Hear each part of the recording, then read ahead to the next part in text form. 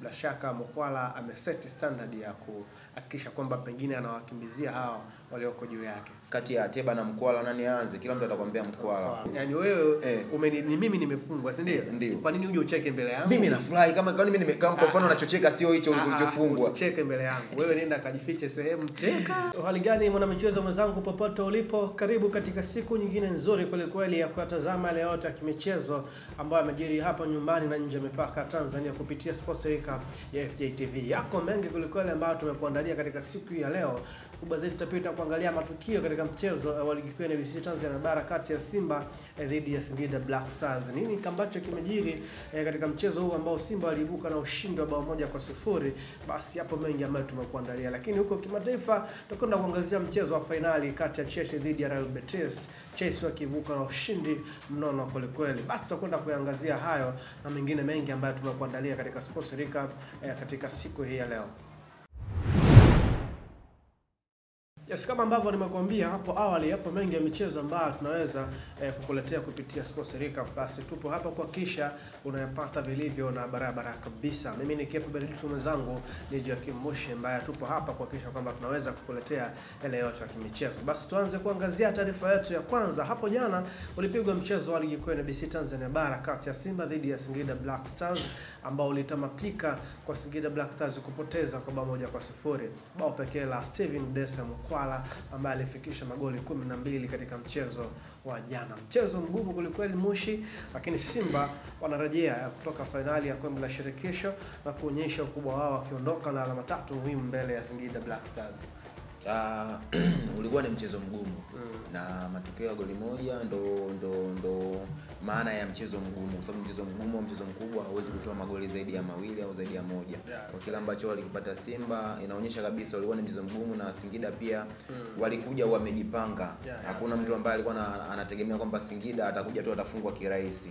Tumeona baadhi ya matukio ambayo kwa wakati mwingine anaweza kumvunja morali mchezaji, hata pia wale watazamaji, kwa matukio ya jana ambayo alikuwa anayafanya au alikuwa anayaruhusu mwamuzi mkubwa kama Helisasi, pia sio taswira nzuri. Ila kwa uwanjani tumeona Simba wamepambana. Kikosi kile ambacho kilimaliza finali ndio kile wachezaji asilimia kubwa ndio wale ambao walianza kwenye mechi ya jana.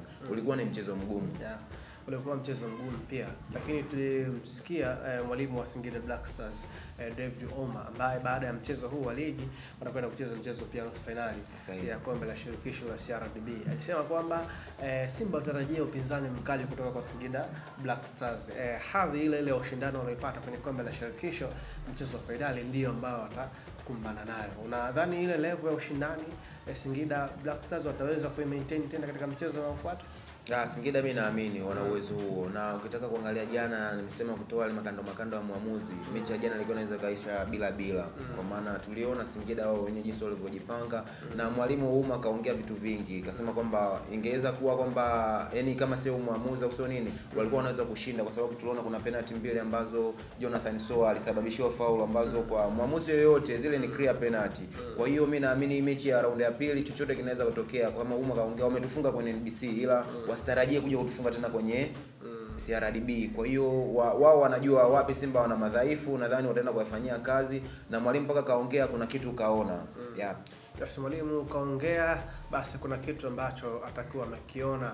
Mara baada ya mchezo huo timu hizi mbili pia zitakutana katika mchezo wa nusu finali ya kombe la shirikisho la CRDB ili kufahamu nani ambaye atakwenda kucheza na Africans katika hatua ya finali ya michuano hiyo. Yes, umezungumza baadhi ya matukio mengi, lakini tukio la kuvutia zaidi ni Steven Dese Mkwala ambaye amefikisha goli lake la 12 akizidiwa na Jean Chazawa ambaye ana magoli 15, lakini Prince Dube pamoja na Clement Mzizo ni magoli 13. Bila shaka Mkwala ameset standard ya kuhakikisha kwamba pengine anawakimbizia hawa walioko juu yake. Mkwala kwa kitu ambacho amekifanya au kwa hatua ambayo amefikia ni hatua kubwa kwa striker, kwa maana baada ya ujio wa Ateba Mkwala kama watu walikuwa washaona kwamba huyu hana nafasi, ila kwa nafasi ambazo alikuwa anapewa kamshawishi mwalimu mpaka sasa hivi ukisema kati ya Ateba na Mkwala nani aanze, kila mtu atakwambia Mkwala. Kwa hiyo ana kitu ambacho anakionyesha, na amekuwa anaisaidia timu kwenye matukio magumu sana, ndio huwa anaikomboa Simba. Tukumbuke dhidi ya Al Masry, heda yake ile pale iliwarudisha mchezoni Simba. Tumeona jana mechi ngumu wagumu, Singida ni wagumu sana. Wana wachezaji ambao wana top quality. Yaani mchezaji ambaye anaweza kucheza sehemu yote ya Afrika. Kwa hiyo kwa Mkwala ambacho anakifanya hichi goli 12 nyuma ya Prince Dube, nyuma ya Mzinze, nyuma ya anaonyesha kwamba yeye ni aina gani ya striker. Ya kwa mwalimu akiendelea kumwamini, mimi naamini msimu ujao kama akibaki Mkwala kuna chochote kikubwa ambacho anaweza kufanya zaidi ya hichi, kwa sababu tukiangalia kapata misukosuko hapa katikati sana Mkwala. Sahihi. Sawa, Stephen Dese Mkwala kama akisalia ndani ya klabu ya Simba, pengine msimu ujao anaweza kuwa na namba bora kweli kuliko hizi ambazo ameendelea kuzionyesha katika mchezo huu. Simba sasa imesalia na michezo mitatu ya ligi. Mchezo wa kwanza ni Juni 15 kati yao dhidi ya Young Africans, lakini mchezo unaofuata ni Juni 18 kati yao dhidi ya Kagera Sugar bila shaka Ken Gold, lakini mchezo wa mwisho atacheza na Kagera Sugar Juni 22. Ya ukiangalia jinsi ambavyo michezo iliyosalia, timu mbili ambazo wanakwenda kucheza nazo Simba zimeshashuka daraja tayari. Timu moja ambayo ni mpinzani wake wa karibu kwenye ubingwa, kwenye zile utofauti wa alama moja, anaweza kurekebisha hapa akicheza na Africans, na ndio mchezo ambao unafuata. Unaiona Simba ikiweza kutoa taji hili mbele ya Yanga? Kwa sababu michezo bado haijachezwa hiyo mitatu, hatuwezi kusema Simba anaweza akachukua ubingwa kwa maana makadirio, kwa sababu hizi timu zote tunazifahamu ubora wake, tunaifahamu ubora wa Young Africans, lakini tunafahamu Kagera Sugar na Ken Gold tayari hawana cha kupoteza, tayari wameshashuka daraja. Katika kitu kibaya hakuna kitu kibaya kwenye mpira kama kucheza na mtu ambaye hana cha kupoteza. Kagera ashashuka, Ken Gold ashashuka. Wale wanakuja kuchafua. Sijui unanielewa. Kwa hiyo wale hawana plani. Na tunazungumza ubora. Yaani hapa ni vitu viwili, tuviweke wazi. Unajua kuna wakati unaweza ukasema huyu anaweza akanipa matatizo. Lakini je, hiyo quality wanayo ya kumpa matatizo Simba? Kagera wanayo. Kagera wanayo. Kwa sababu gani? Kagera tu wakumbuke ndo hao waliofanyaga Simba kwenye sherehe yao kati ya mafuta. Sasa sio Kagera hii ambayo msimu huu. Tuzungumze Kagera Sugar ya msimu huu ambayo tayari imeshashuka daraja. Kagera Sugar ambaye ameshapoteza baadhi ya nyota wake wengi kwenye dirisha dogo. Yes. Mimi nachojaribu kuzungumzia ni kwamba Kagera hana cha kupoteza. Kagera ashashuka daraja. Kwa hiyo anachotaka kuonyesha wale wachezaji wanaamini ukicheza vizuri against hizi hapa timu chochote kinaweza katokea. Kwamba timu ukishuka sio kwamba na mchezaji naye anashuka. Chini ya kapeti tayari unaambiwa kuna baadhi ya wachezaji Kagera Sugar Ken Gold wameshaondoka tayari. Hizo ni tetesi hata wao ambao wapo. Yaani kwanza siku zote kwenye mpira mtu ambaye yuko benchi anaombea siku zote apate nafasi ya kucheza. Kwa hiyo mimi naamini ambao watapata nafasi watataka kuonyesha, kwa sababu hizi mechi ndo zinaamua wewe kama unaweza kupata form timu nyingine ama utakosa form timu nyingine. Sijui unanielewa. Kagera itashuka ila sio watashuka wachezaji. Wale wachezaji hawa wa Simba wanaweza kuwasajili, Yanga wanaweza kuwasajili. Kwa hiyo bado ni mechi ngumu. Bora kukutana na mtu ambaye yeye mwenyewe ana mipango, anapigania kitu. Ila unakutana na mtu ambaye Kagera wachezaji wanajua sisi hakuna tena cha ziada. Nikicheza vizuri Pamba wanaweza kaniona, nikicheza vizuri Fountain Gate wanaweza kaniona. Kwa hiyo wanakuja wakiwa tayari wameshajitoa. Sijui unanielewa. Tofauti na yule mtu ambaye anajua nikiumia mechi inakuja na umuhimu zaidi. Sawa, basi tusubiri nini ambacho kitatokea katika michezo hiyo mitatu ya Simba ya kumaliza ligi kuu ya NBC Tanzania Bara msimu huu. Simba wakiwa na kiu kweli ya kutoa taji la ligi kuu ya NBC Tanzania Bara, huku Yanga wakitaka kulitetea kwa jasho na damu kuhakikisha kwamba hawalipotezi taji hilo. Tukiachana taarifa hiyo, tuiangazie taarifa nyingine. Hapo jana klabu ya Yanga ilitoa taarifa ya kusikitishwa na matukio ya mashabiki wake kushambuliwa, kupigwa katika mchezo wa fainali ya kombe la shirikisho kati ya Simba dhidi ya RS Berkane pale Zanzibar. Yanga imesikitishwa kweli na matukio yale ambayo alionyesha mashabiki wa Simba wakiwapiga mashabiki wa Yanga. Kuna mtu ataniuliza swali hapa, wewe ni kitu gani kinakuonyesha kama walikuwa ni mashabiki wa Simba wakiwa wanawapiga mashabiki wa Yanga? Ukiangalia zile video, wale watu walikuwa wamevaa jezi za Simba na wale walikuwa wanapigwa walikuwa wamevaa jezi za Yanga. Kwa hiyo sasa kama watakuwa wametudanganya watajua wao, lakini sisi tunajua ni mashabiki wa Simba wakiwapiga mashabiki wa Yanga. Yes, na tumeshuhudia statement ya klabu ya Yanga wakiwataka mashabiki wao kuwa wapole, wasilipize kisasi, hata kwenye mechi zao wakija wapokee vizuri.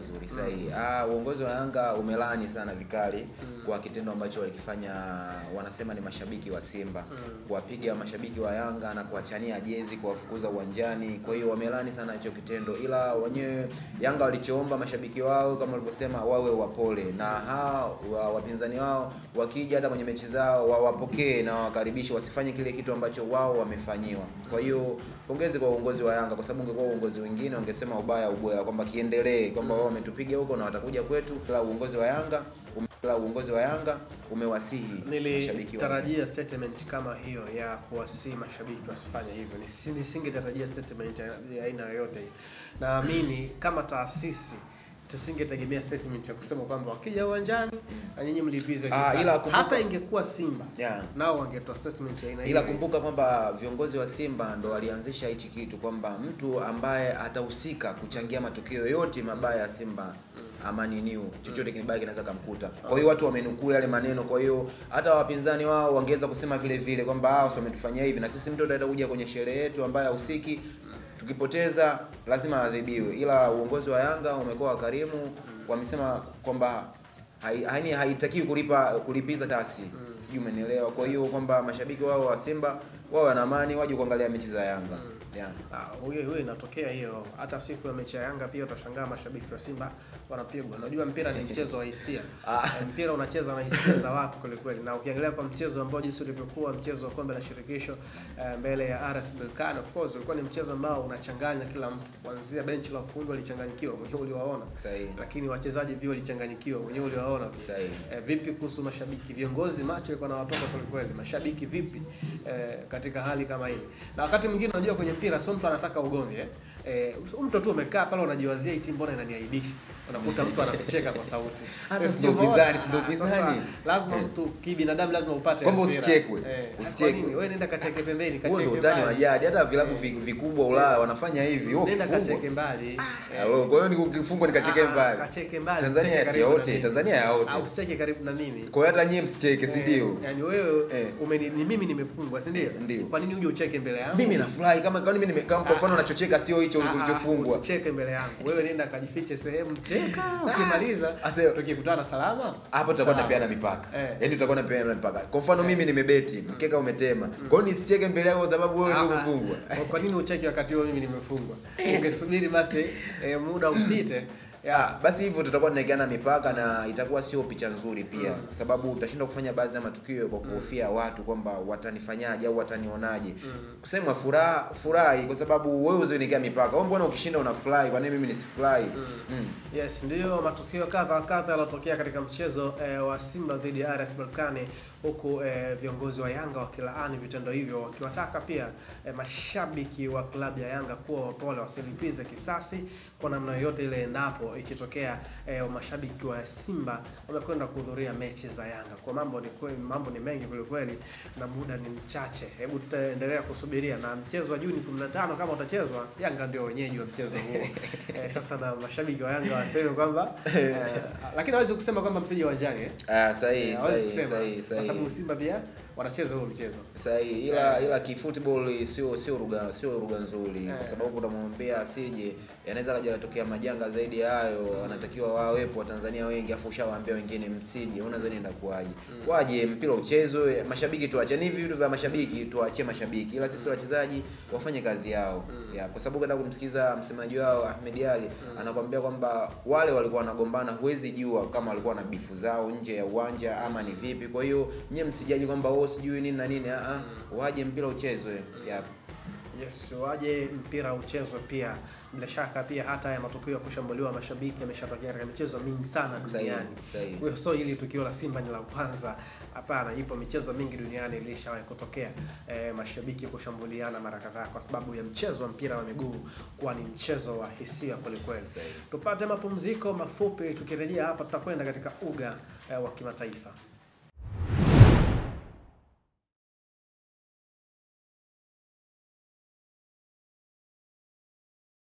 Yes, tumerejea sasa, twende katika uga wa kimataifa tuyaangalizia yale yote ambayo tumekuandalia, na leo tulikujuza kwamba tutaweka kambi pale nchini Poland ambapo ilipigwa finali ya kombe la Europa UEFA Conference League na Chelsea wakiibuka mabingwa mara baada ya kuichapa Real Betis magoli 4-1. Yes. Licha Chelsea kutoa taji hilo, nimeona watu wanawananga sana Chelsea. Wanashangilia sana kama wametoa UEFA. Kumaliza msimu na kupata chochote kitu ni haki yao, kusherehekea, ni haki yao kushangilia, na ukitaka kuangalia kwamba ile mechi ilikuwa ni ngumu kwa sababu mpaka half time Betis alikuwa anaongoza goli moja na watu wakaona kwamba Chelsea kama hii finali wanaweza kaipoteza, kwa sababu ukitaka kuangalia wachezaji wao walikuwa wanacheza kawaida sana. Wakina Enzo walikuwa wanacheza ni kawaida, mpaka wanajiuliza hivi hawa ndio wachezaji kweli wa Chelsea, na hii kweli ni finali. Ila walivyorudi tumeona comeback alofanya kwa Upama, amerudi kwenye ubora wake. Nicolas Jackson tumeona huko kwenye ubora wake. Sancho kafunga goli zuri. Kwa hiyo Chelsea wamestahili, acha washerekee. Ndio ile kwamba umesema wewe kwamba tusicheke, acha washerekee Chelsea. Kombe ni kombe. Kuna watu ambao wamefika msimu huu walikuwa wanapa matumaini makubwa, ila wamemaliza msimu hawana chochote na wapo London pale. Nadhani unajua kwa nini Chelsea wanashangilia. Of course, kwa nini wanashangilia kwa bila shaka pia timu za England zimekuwa na wakati bora sana zinapocheza na timu za Spain. Bila shaka utakumbuka msimu huu Arsenal waliondosha Real Madrid, lakini tunakumbuka Man U waliondosha Atletico Bilbao, lakini this time around Chelsea wameipiga Real Betis. Ya timu za Spain hazitambi na tuko mbele ya timu za England.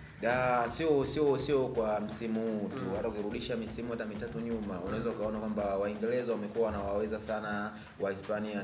Ni kasoro tu Barcelona ndo amekuwa kama mbishi sana kwenye timu za Uingereza.